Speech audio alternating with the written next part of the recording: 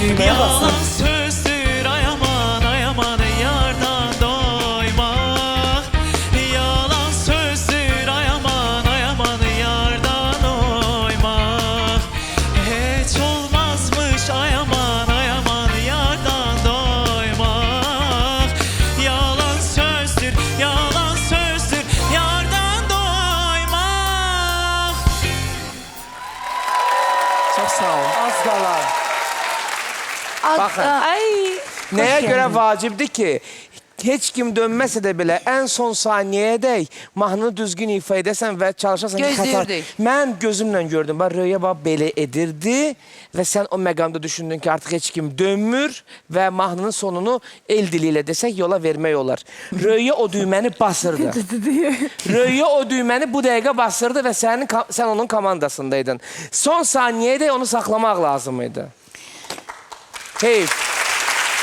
Çox heyf. Sağ ol. Hoş geldin əzizim. Özünü Hoş təqdim et.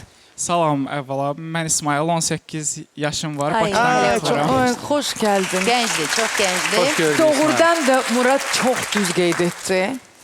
Tamamilə artıq başa düşürdüm ki, yəni sən mənim komandamda olmalısan. Sonra biraz tərəddüdlərim yarandı. Amma Mən də mən sizi əminəm ki, seçəcəkdim. sən də məni seçəcəydin, görürsən, hiss eləmişəm. Amma mən düşünürəm ki, sən gələn səfər daha artıq biləcəksən ki, yəni biləsən ki, biz gec dönsək də biz ona qulaq asırıq sadəcə olaraq.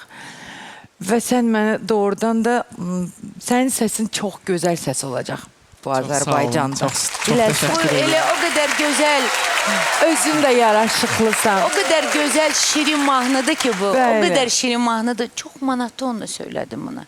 Çox Amma monotonla monotonla amma ifa elədim. gülümsəyərək. Hə. Amma gülə-gülə oxurdu. O xoşuma gəldi Təbəssümlə. mənim. Mənim xoşuma gəldi Yaraşdı əslində. mahnıya. Ya o bayram əhval-ruhiyyəsi də lazım deyildi. Şirin sadəcə mən ifa gözləyirdim. Siz özünüz hansı janr ifaçısınız? Bu nəğmə xalq Mən mahnısı. özüm milli vokal üzrə təhsil alıram. Artıq 11 ildir. Bu aranjman sizə rahat idi bu nəğmə üçün? Məncə yox. Yox. Yox. Yox. Məncə də. Çünki Məncə də. mənim üçün də, məsəl üçün... Çünki bəlkə çətin istədiklərini eləyə bilirdi. Rəngləri Bəli, vermədiniz hə. və bu sizə aranjman mane olurdu rəngləri verməyə. Məncə ehtiyac yox idi bu sintezə. oldu. Eybi yox. İsmail, Bəli, bəli. əzizim, gələn səfər sənə söz verirəm. Və sən də mənə söz ver ki, tamamilə hazır olacaqsan. Və ustadlardan Söz birini çöndərəcəksən. Gəl. Sağ ol. Bir də ki, bu ad mənə əzizdir.